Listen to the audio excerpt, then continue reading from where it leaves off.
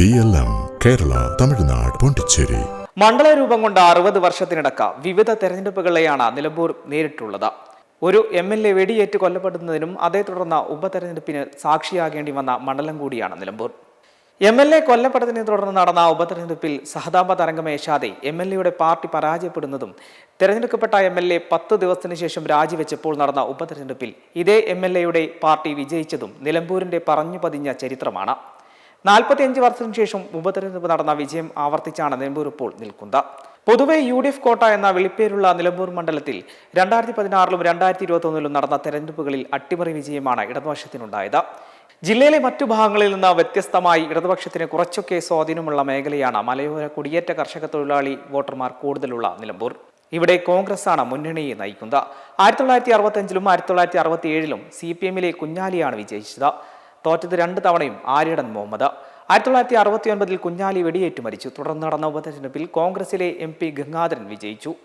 1970-ലെ തെരഞ്ഞെടുപ്പിൽ വീണ്ടും MP ഗംഗാധരൻ വിജയിച്ചു. 1977-ലെ തെരഞ്ഞെടുപ്പിൽ കോൺഗ്രസിന്റെ സ്ഥാനാർത്ഥിയായ ആര്യടൻ മുഹമ്മദ് CPM-ലെ K സൈതാലിക്കുട്ടിയെ പരാജയപ്പെടുത്തി. ആന്റണിക്കൊപ്പം ആര്യടൻ LDF-ലെത്തിയ 1980-ൽ ആര്യടന് പകരമായി എത്തിയ ആന്റണി കോൺഗ്രസിലെ C ഹരിദാസ് കോൺഗ്രസിലെ TK ഹംസയെ പരാജയപ്പെടുത്തി. നയനാർ മന്ത്രിസഭയിൽ മന്ത്രിയായ ആര്യടൻ മുഹമ്മദിന് മത്സരിക്കാൻ ദിവസങ്ങൾക്കകം ഹരിദാസ് MLA സ്ഥാനം രാജിവെച്ചു. ഉപതെരഞ്ഞെടുപ്പിൽ LDF സ്ഥാനാർത്ഥിയായി ആര്യടൻ മുഹമ്മദ് വിജയിച്ചു. കോൺഗ്രസിലെ മുല്ലപ്പള്ളി രാമചന്ദ്രനെയാണ് പരാജയപ്പെടുത്തിയത്. 1982-ൽ കോൺഗ്രസിൽ നിന്ന് രാജിവെച്ച TK ഹംസ LDF സ്ഥാനാർത്ഥിയായും LDF വിട്ട UDF-ൽ മടങ്ങിയെത്തിയ ആര്യടൻ മുഹമ്മദും മത്സരരംഗത്തിറങ്ങി. TK ഹംസ വിജയിച്ചു. പിന്നീട് 1987, 1991, 1996, 2001, 2006, 2011 തെരഞ്ഞെടുപ്പുകളിൽ ആര്യടൻ മുഹമ്മദിന് മണ്ഡലം തുടർച്ചയായി വിജയം സമ്മാനിച്ചു. 2016-ൽ ആര്യടൻ മുഹമ്മദ് പിന്മാറി മകൻ ആര്യടൻ ഷൗക്കത്ത് മത്സരരംഗത്തിറങ്ങിയപ്പോൾ LDF സ്വതന്ത്രനായി എത്തിയ PV അൻവർ UDF-നെ ഞെട്ടിച്ച അട്ടിമറി വിജയം നേടി. 2021-ൽ DCC പ്രസിഡന്റായിരുന്ന VV പ്രകാശിനെ പരാജയപ്പെടുത്തിയും അൻവർ മണ്ഡലം നിലനിർത്തി. ഉപതെരഞ്ഞെടുപ്പിൽ വിജയം UDF-നൊപ്പമായിരുന്നു.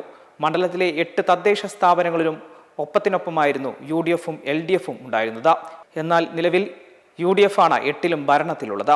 നിലമ്പൂർ നഗരസഭയിലും പോത്തുകൽ, അമരമ്പലം, ചുങ്കത്തറ പഞ്ചായത്തുകളിലും LDF ആയിരുന്നു ഭരണത്തിൽ. 2016-ൽ UDF-ന് സ്ഥാനം നഷ്ടമായെങ്കിലും അത് ഉപതെരഞ്ഞെടുപ്പിൽ തിരിച്ചു പിടിച്ചത് നിലനിർത്താനുള്ള തീവ്ര ശ്രമത്തിലാണ് UDF. അതേസമയം 2 തവണ PV അൻവറിലൂടെ നേടിയ MLA സ്ഥാനം ഉപതെരഞ്ഞെടുപ്പിൽ നഷ്ടപ്പെട്ടെങ്കിലും തിരിച്ചു പിടിക്കാനുള്ള തന്ത്രങ്ങളാകും LDF മെനയുക. PV അൻവർ പുറത്തുപോയത് ഒരു വിധത്തിലും ബാധിച്ചിട്ടില്ലെന്ന് ഇപ്പോഴും തെളിയിക്കേണ്ടത് LDF-നും CPM-നും ആവശ്യമാണ്. അതേസമയം മണ്ഡലത്തിൽ LDF സ്ഥാനാർത്ഥി ആരെന്നറിഞ്ഞിട്ടില്ല. ഉപതെരഞ്ഞെടുപ്പിൽ പാർട്ടി സംസ്ഥാന സെക്രട്ടറി അംഗം M സ്വരാജിനെ നിർത്തി പാർട്ടി തിരിച്ചടിക്കാൻ നോക്കിയെങ്കിലും സംവിധാനം വേണ്ടത്ര ചലിച്ചില്ലെന്നും ആക്ഷേപം നിലനിൽക്കുന്നുണ്ട്.